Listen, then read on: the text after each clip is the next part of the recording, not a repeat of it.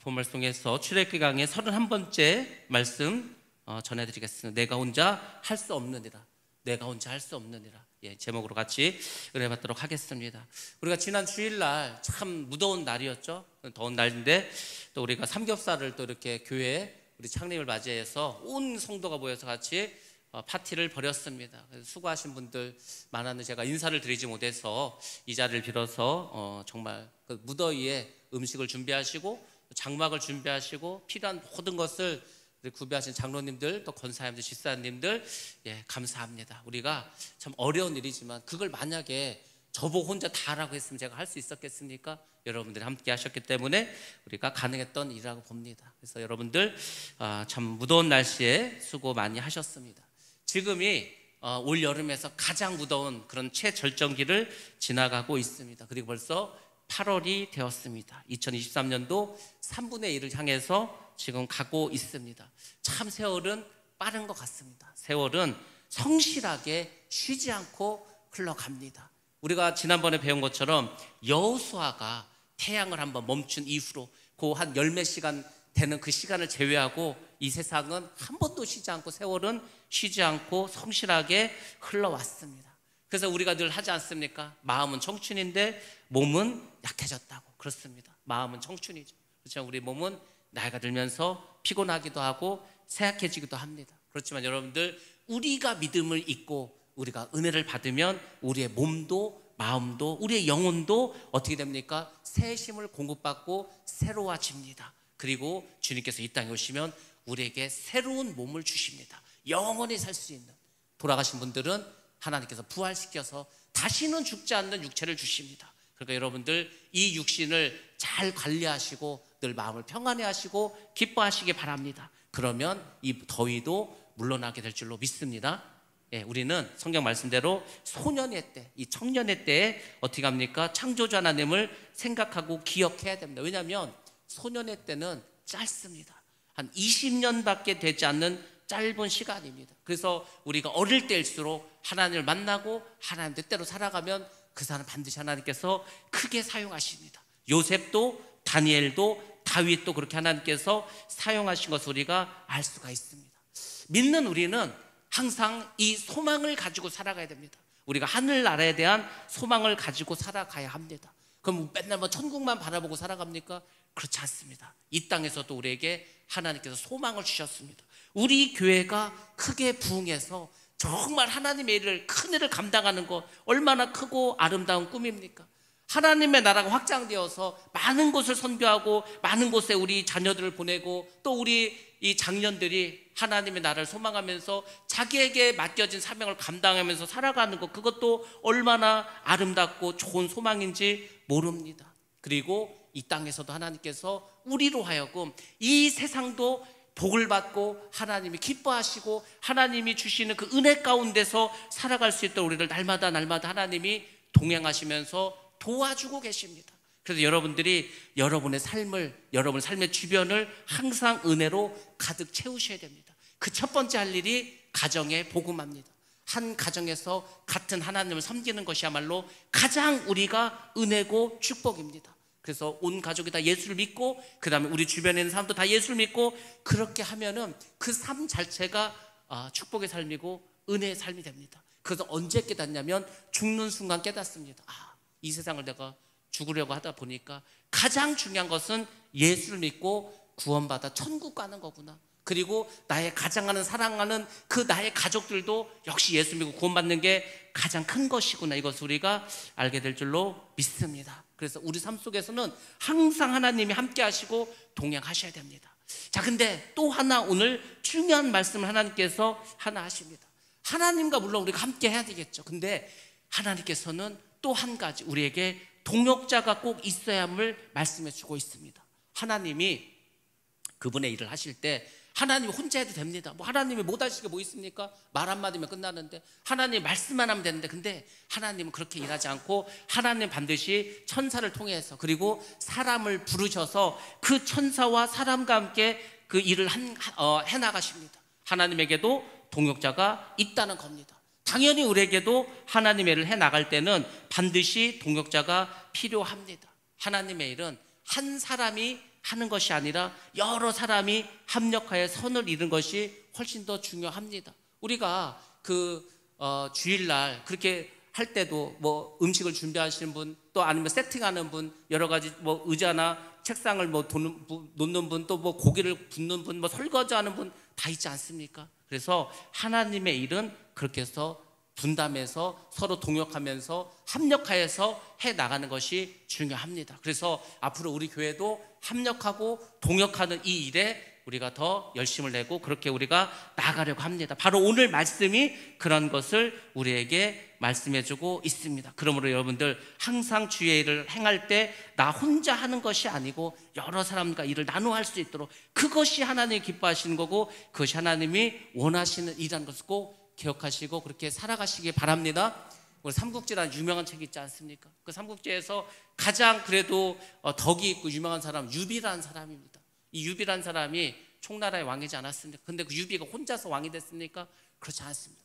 관우와 장비라고 하는 정말 친형제보다도 더 가까운 의형제들이 있었습니다.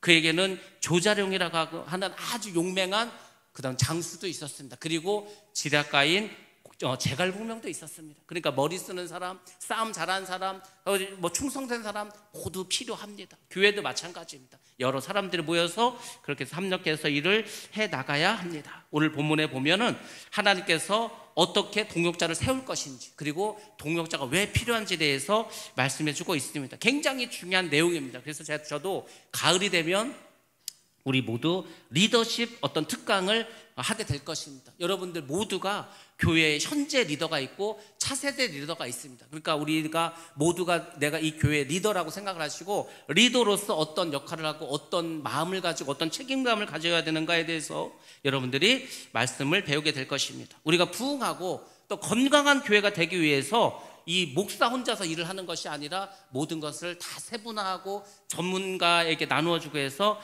우리가 일을 해 나가야 합니다. 그 내용들이 오늘 말씀 속에서 나타나 있습니다.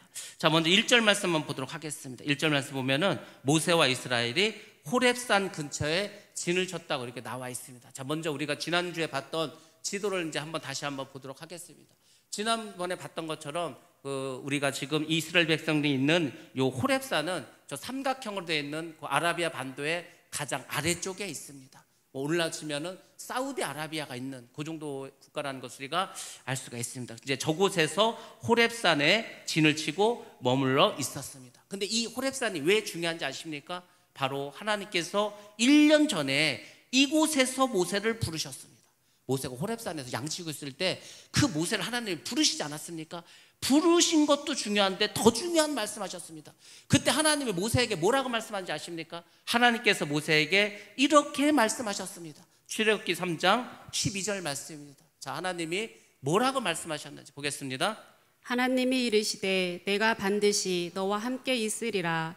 내가 그 백성을 애굽에서 인도하여 낸 후에 너희가 이 산에서 하나님을 섬기리니 이것이 내가 너를 보낸 증거니라. 아멘. 아멘. 하나님께서 이 모세를 사람들에게 보내지 않았을까? 이스라엘 사람들에게, 또 바로에게도 보내고.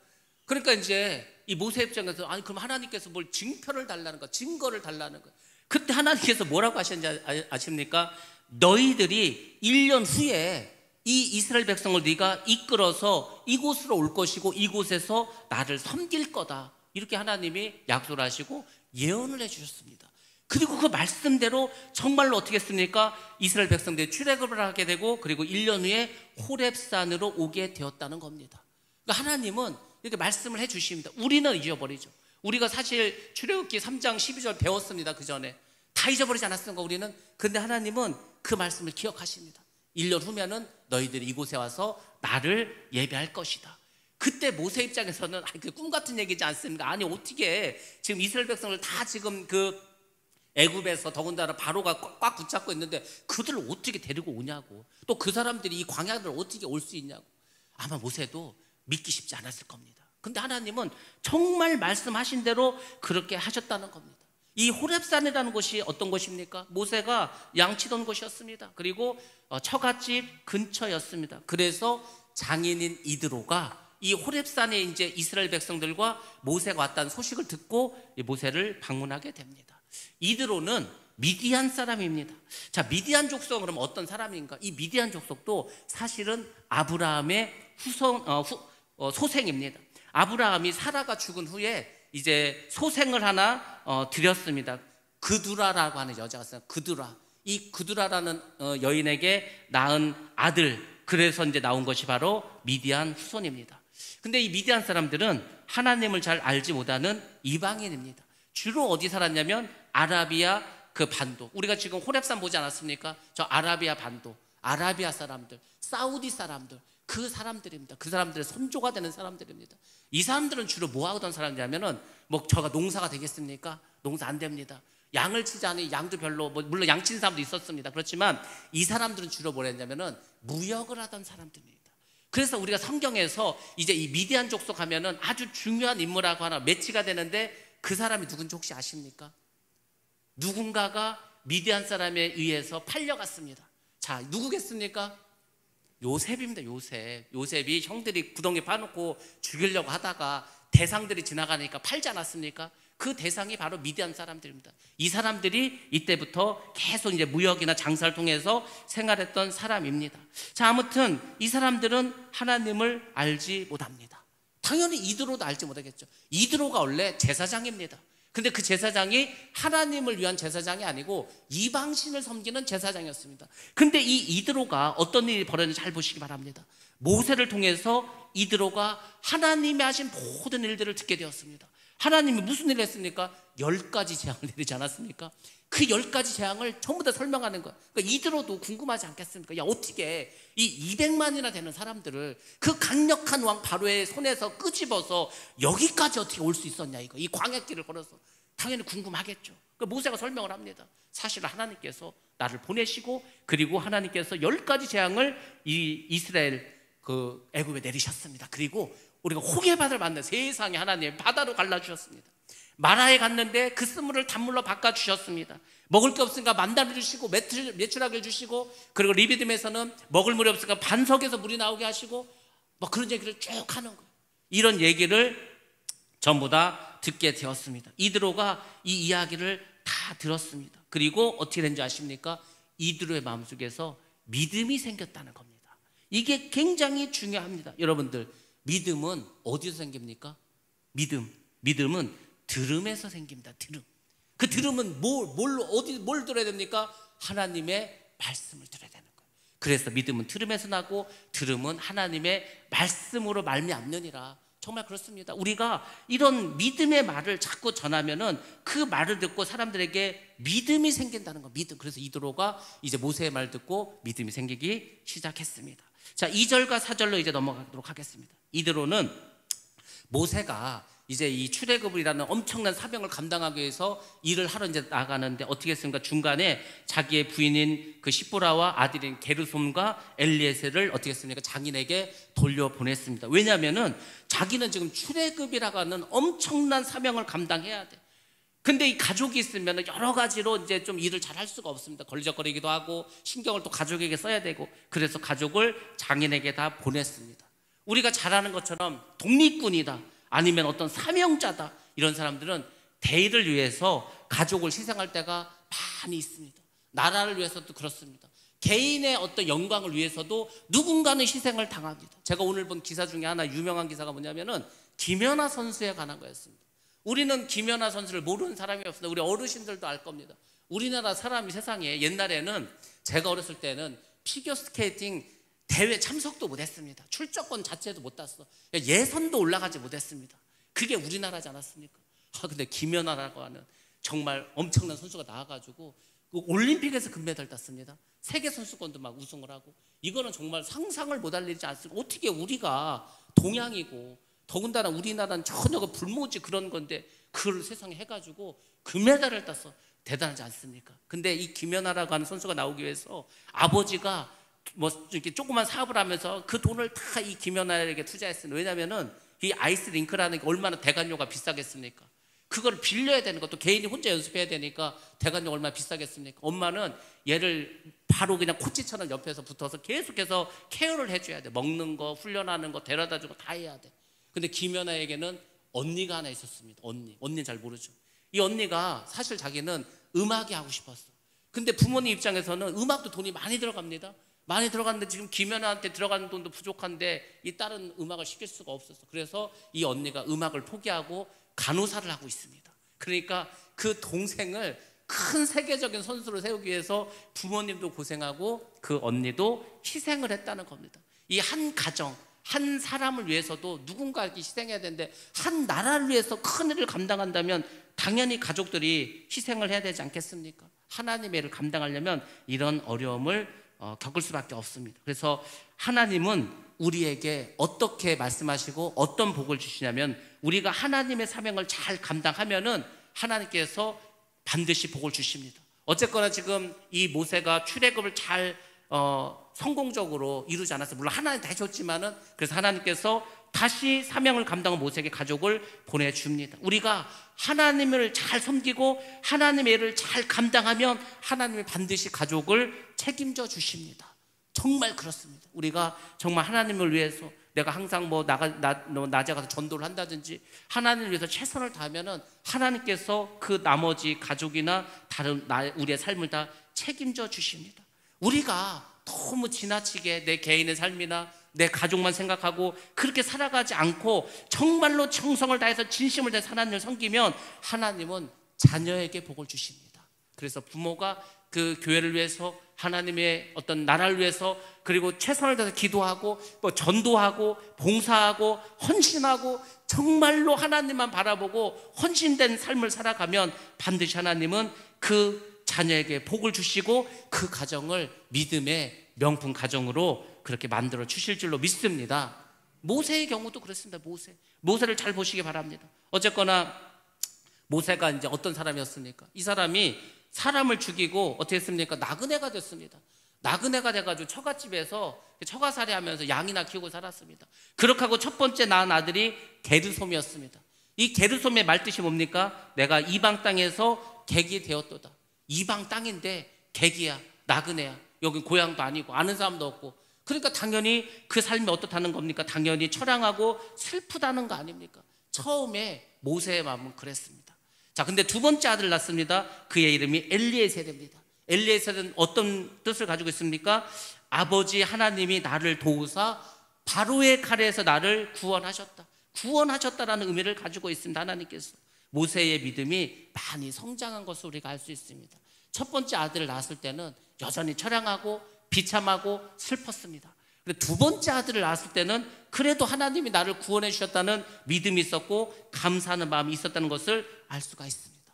우리가 잘 아는 것처럼 모세의 인생에서 모세는 두 번의 구원을 받습니다. 첫 번째는 언제였습니까? 태어났을 때 어떻게 했습니까? 물에다 버렸습니다. 물에다가 버린 거를 어떻게 했습니까? 한번 구원을 받지 않았습니까? 그 바구니에 넣어가지고 했는데 하나님이 구원해 주시지 않았습니까?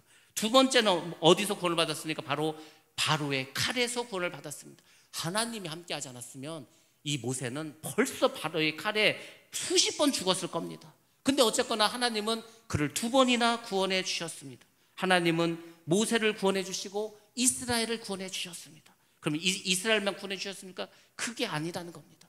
신약에 오면서 어떻게 됐습니까? 예수를 통해서 모든 예수를 믿는 사람을 구원해 주셨다는 겁니다. 우리가 왜 구약성경을 본지 아십니까? 구약성경을 봤더니 하나님께서 이스라엘이라는 그 작은 민족을 선택하셔가지고 아브라함을 딱 선택하셔서 이게 종이 됐던지 어땠던 건데도 구원해 주시고 광야에서도 또 구원해 주시고 그 가나안 땅에 들어가서 전쟁을 또 땅을 다 뺏게 해주시고 계속 그렇게 하는 걸 보여주지 않습니까? 그 뭡니까? 하나님께서는 이렇게 끝까지 구원해 준다는 걸 보여주는 거예요. 왜 보여주십니까? 우리도 그렇게 해주겠다는 거예요. 이방인인 우리도 예수를 잘 예수를 믿어서 하나님의 자녀가 되면은 이스라엘을 하나님이 구원해 주신 것처럼 우리도 구원해 주겠다는 것을 이 구약의 사건을 통해서 계속 보여주고 있는 겁니다.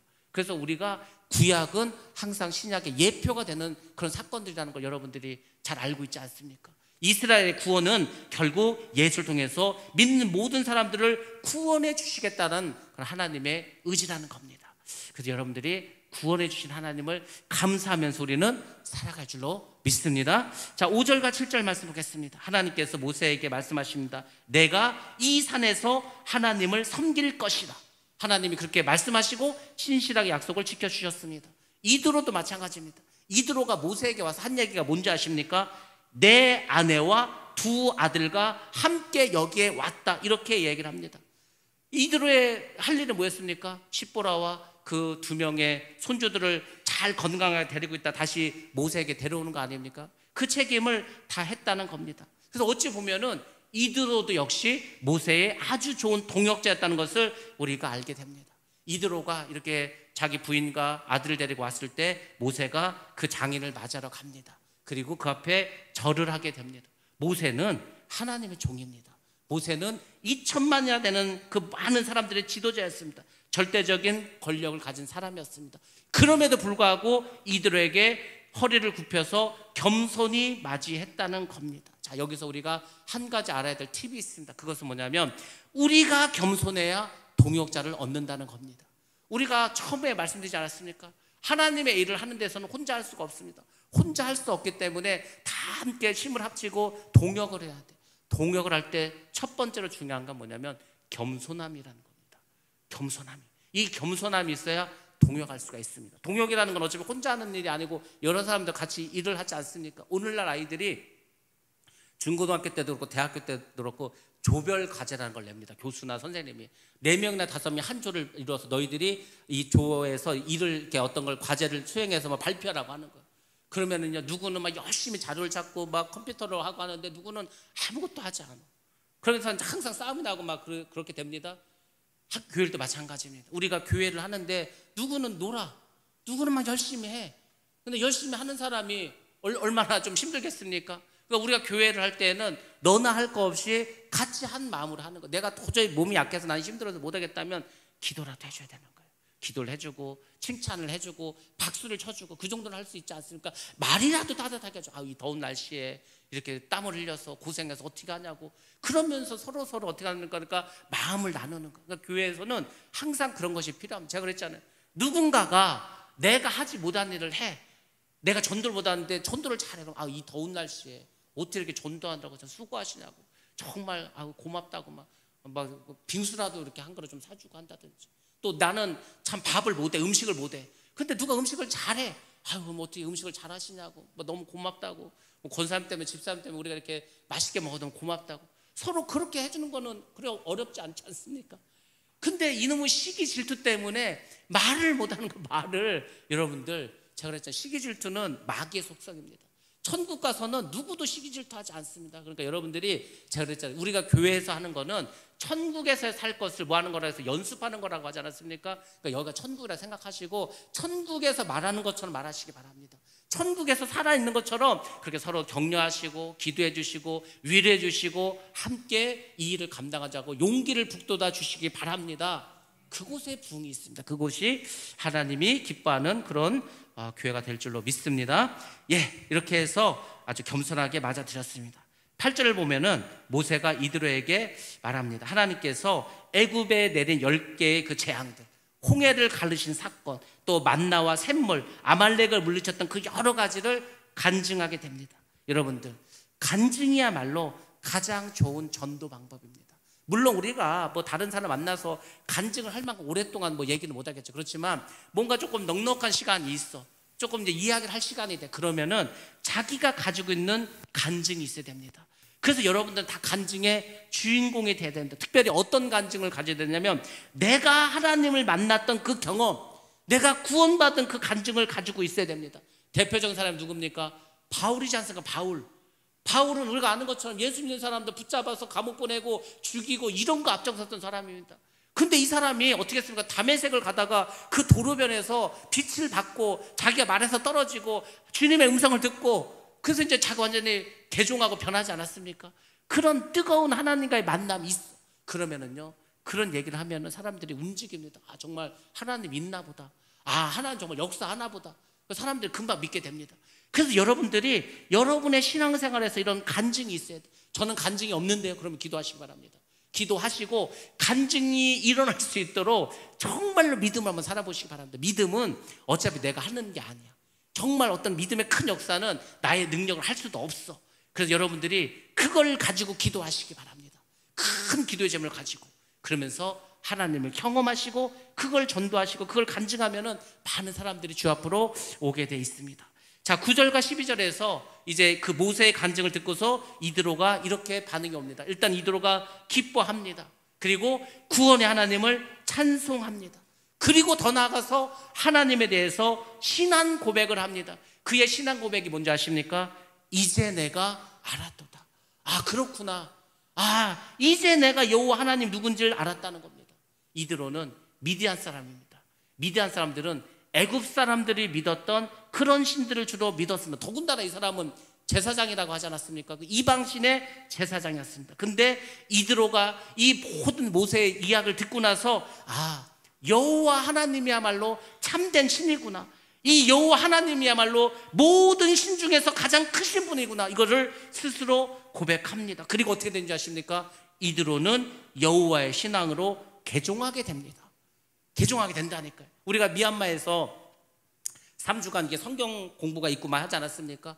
그 사람들은 기본적으로 다 불교 신자입니다.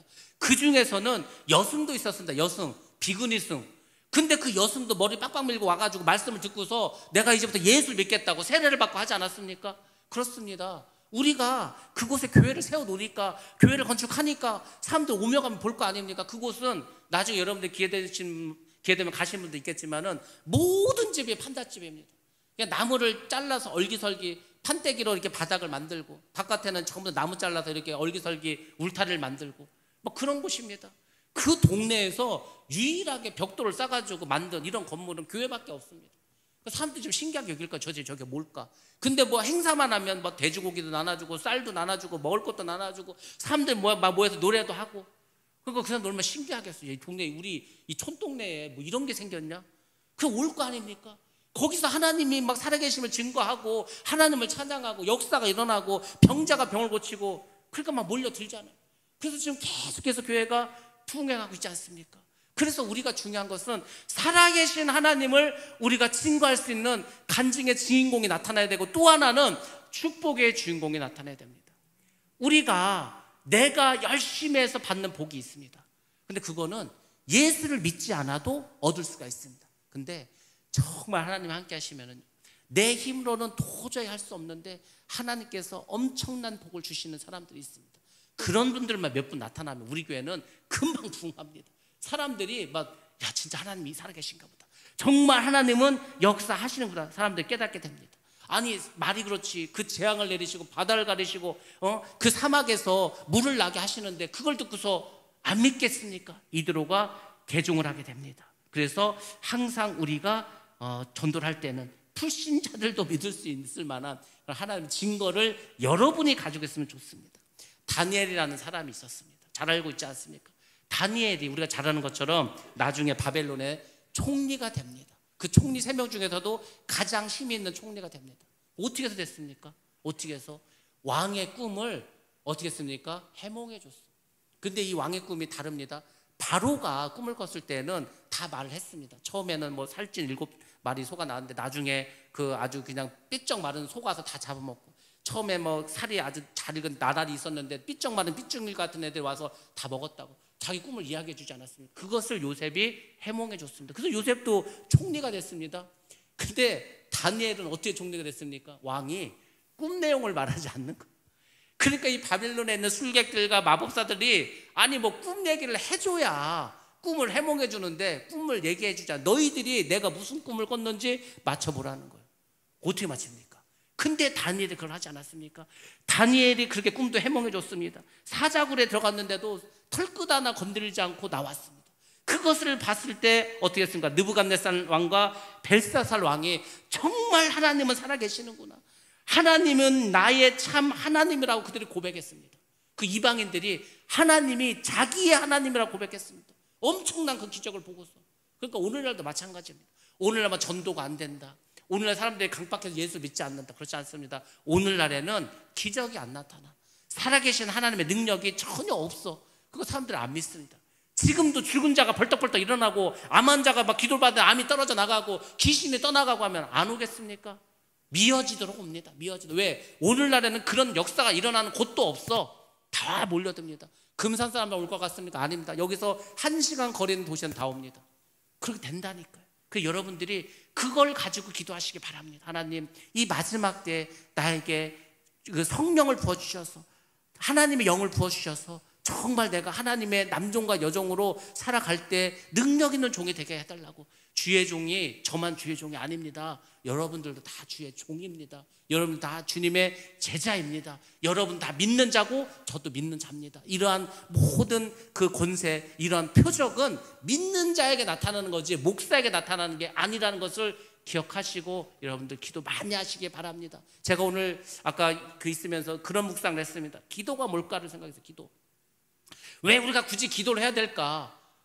뭐 기도 안 해도 능력이 하나님 맞는데 뭐 하나님 하시면 되는데 왜 기도를 해야 될까? 간단합니다. 기도를 해야 되는 이유는 뭐냐면 기도를 해야지 우리 안에 하나님으로 채워집니다. 성령으로 채워지는 거. 기도를 하지 않으면 우리 마음속에서 성령으로 채워지는 게 아니라 세상 것, 내 소욕과 내 정욕과 이런 걸로만 차 있어. 하나님 역사를 못합니다. 기도를 하면은 내 소욕과 마귀의 역사를 내 몸에서 다 이렇게 내보냅니다. 내 영에서. 그리고 그 자리를 성령께서 채우시는 거예요. 그 성령으로 가득 차면은 역사가 일어납니다. 성령의 소욕이 육체의 소욕을 이기는 그 순간 성령의 능력과 성령의 열매를 자동으로 맺혀지면서 살아갈 수가 있습니다. 그래서 우리가 기도를 하는 겁니다. 기도 밖에는 성령이 충만히 임하는 것을 할 수가 없습니다. 그래서 우리가 기도해야 되는 겁니다. 여러분들이 막 소리 질러서 뜨겁게 더우니까 못하다 하더라도 여러분들이 묵상하시면서 기도하고 주님을 계속 생각하시면 됩니다. 저는 요새 계속 주님을 생각합니다. 아침에 눈을 떴을 때도 계속 주님을 깊이 묵상하는 거예요. 주님과 대화를 나누면서 주님이 원하시는 게 무엇일까? 내가 지금 여기에서 무엇을 해야 될까? 앞으로 우리 교회가 부흥을 하기 위해서 어떻게 가야 될까? 그래서 계속 묵상합니다. 그러면 신기하게도 하나님이 또 어디서 전화가 온다든지 어떤 분을 만나게 한다든지 제가 알 수 없었던 걸 어떻게 깨닫게 해주셨는지 그렇게 해서 또 길을 열어주십니다. 그래서 제가 생각해서 이게 우리가 뭐 맨날 금식하고 막 통성으로 크게 기도하지 않고 깊이 주님을 만나도 하나님께서 방법을 주시고 하나님께서 역사하시는구나. 여러분들 더울 때는 그렇게라도 해서 여러분의 마음속에서 하나님이 떠나가지 않도록 항상 힘쓰시기 바랍니다. 그 사람을 하나님이 사용하게 되실 줄로 믿습니다. 자, 12절로 넘어갑니다. 이드로가 번제물과 희생제물로 하나님께 올려드립니다. 왜? 이제 나는 하나님을 섬기는 사람이 되겠다는 의지이지 않습니까? 이것이 무엇을 상징해 줍니까? 하나님은 이방인도 하나님을 예배하고 섬길 수 있는 길을 열어주셨다는 겁니다. 이스라엘의 모든 장로들이 함께 와서 먹고 마십니다. 왜? 어차피 번제로 드렸을 테니까 그 동물들, 짐승들 그 제사에 지낸 거 그 음식이 나오지 않겠습니까? 그래서 이방인과 이스라엘이 하나 되는 모습을 보여줍니다. 역시 이것은 뭘 보여주십니까? 예수 그리스도를 믿는 우리 모든 세계 만민들이 다 같이 주님을 섬기면서 함께 성만찬하는 것을 보여주고 있습니다. 누구든지 예수 그리스도를 영접하면 우리는 하나님의 안에서 하나가 될 줄로 믿습니다. 저 아프리카에 있는 사람도 동남아에 있는 사람도 유럽에 있는 사람도 우리도 다 하는 형제입니다. 당연히 우리 안에 있는 우리도 당연히 한 형제라는 겁니다. 그래서 우리가 믿음으로 살아갈 수가 있습니다. 자, 우리가 읽은 18장 여기서 이제 한 개의 어떤 사건이 지나갑니다. 그 두 번째 사건이 이제 오늘 우리 제목에 들어가는 것입니다. 13절부터 나오는 건데 광야에서도 사람들이 살지 않습니까?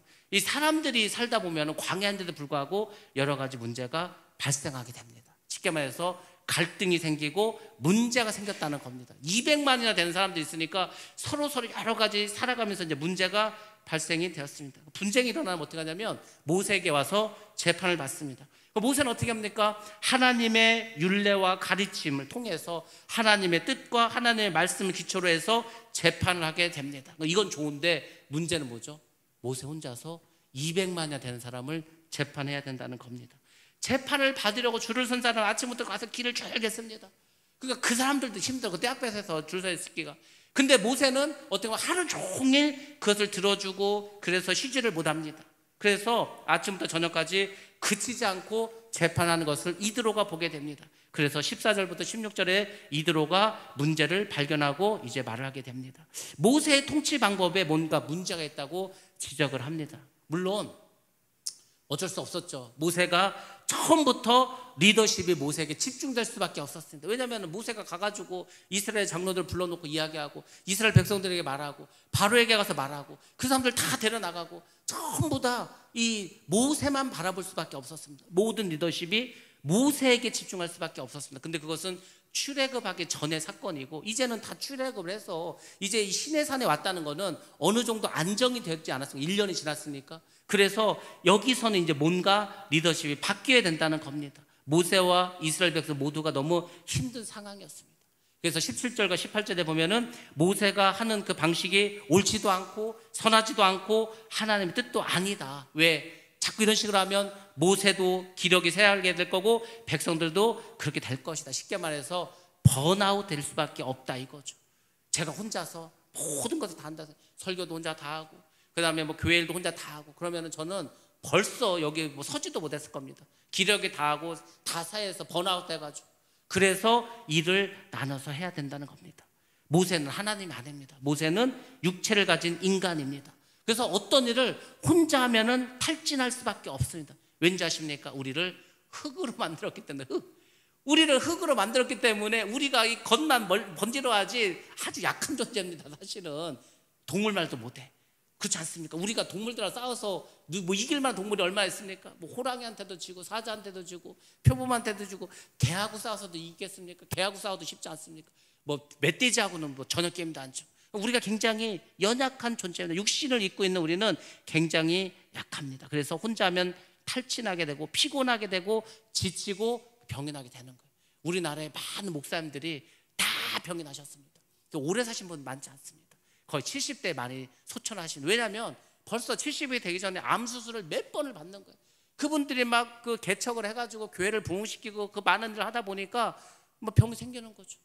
그래서 그것도 잘하는 것이 아닙니다. 뭔가 우리가 이제는 동역자라는 거. 저는 처음에 교회를 생각하면서 그 생각했습니다. 우리가 어쨌거나 평신도라고 하지만, 저는 평신도란 말을 별로 좋아하지도 않지만, 아무튼 우리 믿는 자 성도들이 다 말씀을 배워. 뭐 신학교 가서 배우라는 게 아닙니다. 성경을 배우는 거예요. 성경을 배우고 그 성도들이 교회를 나눠서 이렇게 하면 됩니다. 그래서 동역자를 얻어야 되는 거예요. 동역자를 얻으려면 아까 말씀드리지 않았습니까? 겸손해야 돼. 자신의 한계를 깨달아야 됩니다. 인정해야 됩니다. 그리고 도움을 요청해야 됩니다. 하물며 예수님도 어떻게 하신지 아십니까? 예수님 하나님입니다. 예수님 못하는 게 어디 있습니까? 근데 예수님 어떻게 잘 보시거든요. 그 예수님도 육신을 입고 이 땅에 오지 않았습니까? 12명의 제자를 따로 양육합니다. 70명의 제자를 따로 또 키웁니다. 그렇지 않습니까? 기도를 하고 제자들 다 세워줍니다. 그 방법을 써야 되는 거예요. 19절에서 20절에 보면 이드로는 모세에게 두 가지를 이제 권면하고 조언합니다. 첫 번째는 뭐냐? 백성들에게 말씀을 가르치라는 겁니다. 백성들에게 율례와 법도를 가르치는 거예요. 무엇이 옳은지, 하나님의 뜻이 무엇인지, 또 무엇이 잘못된지를 가르치라는 겁니다. 그러니까 쉽게 말해서 하나님의 말씀을 가르치는 거예요. 우리로 치면은 성경을 가르치는 거예요. 제가 여러분들에게 모든 설교가 다 사실은 성경을 가르치는 겁니다. 주일날은 여호수아서라는 성경을 우리가 배우는 겁니다. 수요일날은 출애굽기라고 하는 성경을 배우는 겁니다. 작년에는 우리가 사도행전 배우지 않았습니까? 그리고 새벽 예배 때는 뭐 골로새서, 빌립보서, 로마서, 갈라디아서, 모든 게 다 성경을 가르치는 겁니다. 사실은 여러분들에게 성경을 잘 아셔야지 우리가 신앙생활을 잘 할 수 있기 때문에. 두 번째가 중요한데, 두 번째는 또 뭐냐면은 중간 리더자를 생각하는 겁니다. 중간 리더를 세우라. 그래서 어떻게 했습니까? 하나님은 1000부장과 100부장과 50부장과 10부장을 세우라고 합니다. 그리고 어떻게 합니까? 모세가 가지고 있는 그 모든 책임을 위임하라는 겁니다. 리더에게 책임과 권위를 위임해 주는 겁니다. 그것이 굉장히 중요합니다. 뭐 책임만 주면 되겠습니까? 그 사람이 일할 수 있는 권위도 위임해 주어야 됩니다. 그래야 리더들이 성장할 수가 있습니다. 우리가 9월 2일 날 찬양 집회를 하지 않습니까?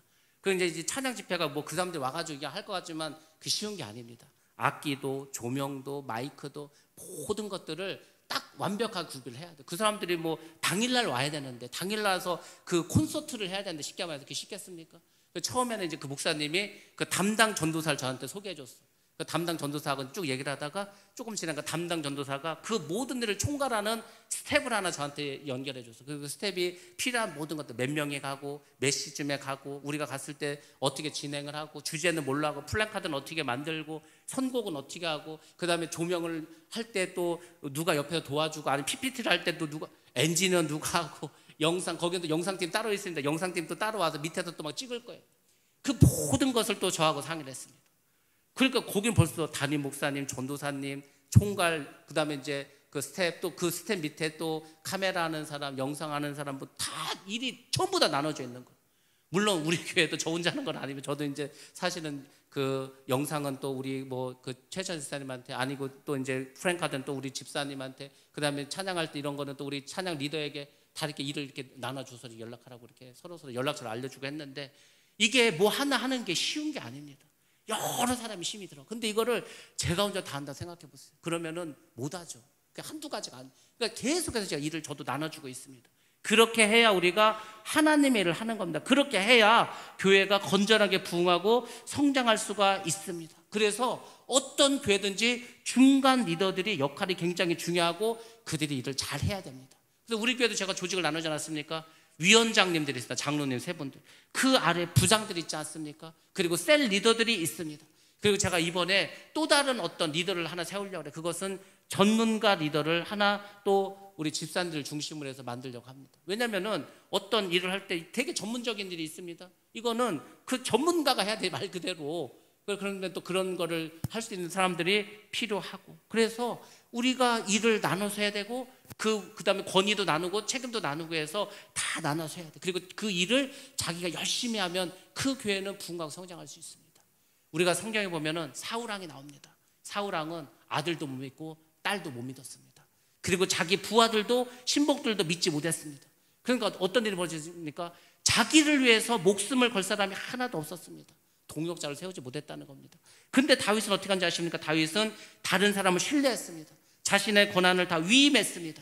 그러다 보니까 다윗을 위해서 목숨까지 버려는 신하도 많고 장군들도 많았습니다. 다윗이 우리가 잘 아는 것처럼 압살롬에 의해서 나중에 쿠데타가 일어나 도망가지도 않습니까? 그 도망갈 때도 다 끝까지 이 다윗을 보호해준 장수들이 다 있었습니다. 그러니까 다윗이 그러니까 위대한 성군 되지 않았습니까? 우리가 잘 아는 하나님의 종했습니다. 그 바울이라는 사람이 있습니다. 바울은 정말 수많은 동역자들이 있었습니다. 그 많은 나라를 가서 복음을 전하고 선교하는 게 혼자 힘으로 되겠습니까? 굉장히 많은 사람이 필요합니다. 그 편지를 대필해 줄 사람도 필요하고, 필요하면 심부름 할 사람도 필요하고, 뭐 재정적으로 도와줄 사람도 필요합니다. 그래서 에바브로 디도도 있었고, 브루스가와 아굴라 부부도 있었고, 디모데도 있었고, 많은 사도 바울을 돕는 손길들이 사실 있었기 때문에 사도 바울이 그 일을 다 감당할 수가 있었습니다. 그래서 하나님의 큰 사명을 감당하고 우리가 정말 부흥하고 성장하고 그리고 정말 건강한 교회가 되려면은 여러분 한 사람 한 사람이 다 동역자가 될 줄로 믿습니다. 그 동역은 작게는 저와 함께 하는 동역이고 크게는 하나님과 함께 하는 동역입니다. 여러분이 교회에서 하는 일은 하나님의 일에 동업하는 거고 하나님과 동역하는 겁니다. 그래서 여러분들이 최선을 다하셔야 되고, 그래서 여러분들이 시기 질투할 게 아니라 정말 내가 하나님의 이 사업, 내가 사업을 하면 열심히 해야 되지 않겠습니까? 하나님과 동업을 하는데, 그래서 여러분들이 그렇게 전부 리더로 그렇게 성장해 가셔야 됩니다.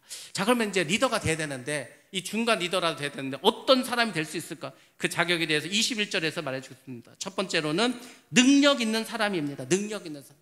여호와 하나님을 두려워하는 사람, 이 사람을 능력 있는 사람이라고 봤습니다. 뭐 세상적으로 학벌 놀고 높고 뭐 이런 게 아니고, 성경에서 말하는 능력 있는 사람은 누구냐면, 첫 번째로 여호와 하나님을 두려워하는 사람, 그 다음에 죄를 미워하는 사람, 공의를 세우는 사람, 이 사람을 능력 있는 사람이라고 했습니다. 우리가 이건 할 수 있지 않겠습니까? 믿음 안에서. 두 번째 능력 있는 사람이 그 다음 두 번째로는 진실하고 불의한 이익을 미워하는 사람을 이제 중간 리더로 세우라고 합니다. 뇌물을 받지 않는 사람, 하나님 말씀에 기초해서 판단하는 사람, 정의로운 사람, 이런 사람들. 근데 여러분들, 이런 사람들을 신약 성경에서 뭐라고 하지 아십니까? 하나님을 경외하고 불의한 이익을 미워하는 이 사람을 신약 성경에서는 성령이 충만한 사람이라고 말합니다. 그러니까 여러분들이 복잡하게 생각하지 마시고, 여러분이 성령에 충만하면 그러면 여러분들은 리더가 될 수 있습니다. 오늘날 우리 교회에 이렇게 성령 충만한 사람이 많아서 하나님의 일을 잘 감당하시기를 주의 이름으로 축복합니다. 여러분들도 좋고 저도 좋고 하나님도 좋고 일석삼조지 않습니까? 모세는 장인의 조언을 받아들입니다. 그래서 여러분들 인생을 살아가면서 이걸 꼭 기억하시기 바랍니다. 나이가 든 연장자의 지혜를 귀담아 들을 줄 알으셔야 됩니다. 그래야 시행착오를 줄입니다. 제가 아무리 생각해도 목회를 늦게 했기 때문에 이제 제가 목회할 수 있는 게 한 20여 년 되지 않겠습니까? 야, 내가 이게 시간이 많지 않은데 나는 이게 실수를 한다든지 시행착오를 겪으면 안 되는데 늘 그 생각을 합니다. 그래서 제가 하는 게 뭔지 아십니까? 저는 제 또래 목사님 거의 안 만납니다. 누굴 만나냐? 거의 은퇴하신 목사님들, 70대 된 목사님을 제일 많이 만납니다. 왜냐하면 그분들 이미 목회를 다 하셨어. 목회를 하고 보니까 후회되는 게 있어. 내가 그때 이렇게 했어야 되는데, 아니면 내가 이렇게 했으면 더 좋았을 텐데. 그러니까 그분들은 많은 노하우가 있지 않습니까? 그러니까 제가 그분들을 만나서 식사를 하면서 그 조언을 듣는 거예요. 목사 이럴 때는 어떻게 하는 게 좋겠습니까? 그래서 그분들이 자신의 목회 경험을 제게 말해준다. 그러면은 제가 시행착오를 굉장히 많이 줄일 수가 있습니다. 그러니까 여러분들도 이 어르신들의 말을 잘 들으셔야 돼요. 하나님은 때로 이 노인들을 통해서, 어르신 통해서 많은 말씀을 해주십니다. 모세도 이드로가 말한 대로 그대로 시행을 합니다. 단순하고 쉬운 일이 있어. 그거는 어떻게 합니까? 굳이 나한테 올 거 없어. 백부장한테 물어봐. 천부장한테 물어봐. 이렇게 해서 자기들이 알아서 처리하게 됩니다. 정말 어려운 일, 정말 해결하기 힘든 일만 모세에게 가지고 오라고 이렇게 말합니다. 이렇게 해서 하나님이 어떻게 하는지 아십니까? 그 오합지졸과 같은 노예였던 그 이스라엘을 하나씩 하나씩 국가로서의 조직을 정비해 나가십니다. 우리도 마찬가지지 않습니까? 우리가 코로나 기간 동안에 모든 교회가 다 완전 무너지지 않았습니까? 그 코로나라고 하는 그 시기를 지나서 이제 우리가 교회로서의 조직을 하나씩 하나씩 정비해 나가면서 든든히 해 나가야 됩니다. 이렇게 함으로써 이스라엘이라고 하는 나라가 든든히 세워지지 않습니까? 이드로가 그렇게 조언을 해주고 이제 하나님의 나라, 우리가 교회가 하나님의 나라의 모형이라고 하지 않았습니까? 그래서 우리가 하나씩 하나씩 만들어 나가야 합니다. 이렇게 이드로는 자기의 책임을 다 하고 그 십보라와 아들을 맡기고 다시 자기 땅 미디안으로 돌아가게 됩니다. 오늘 말씀에서 중요한 것은 우리가 동역자를 얻어야 되는 겁니다. 우리가 동역자가 돼야 합니다. 겸손해야 되고 그리고 신뢰를 가져야 합니다. 그래서 어떻게 해야 되는가? 우리 모두가 서로 영광을 나누고 서로 일을 나눠서 서로 우리가 기도해주고 한 마음으로 가고 우리 공동체를 견고히 만들어가고 그 질서를 잘 지켜서 천부장, 백부장, 50부장, 10부장이라는 것은 조직이 있고 거기에 질서가 있다는 겁니다. 우리 교회도 그런 질서를 잘 지켜서 위원장이신 장로님들, 그 다음에 그 아래 부장님들, 그 다음에 또 이제 셀 리더들, 그리고 새롭게 만들어질 어떤 그 전문가 어떤 집단들 다 그 조직 안에서 자기의 일을 최선을 다하고 내가 하나님과의 동업자라는 그런 마음을 가지고 나아가신다면 우리 교회는 정말로 부흥하고 든든한 교회가 될 줄로 믿습니다. 여러분 모두가 하나님의 일꾼이 되시기를, 하나님의 동역자가 되시기를 주님의 이름으로 축복합니다. 우리 찬양하고 기도하겠습니다.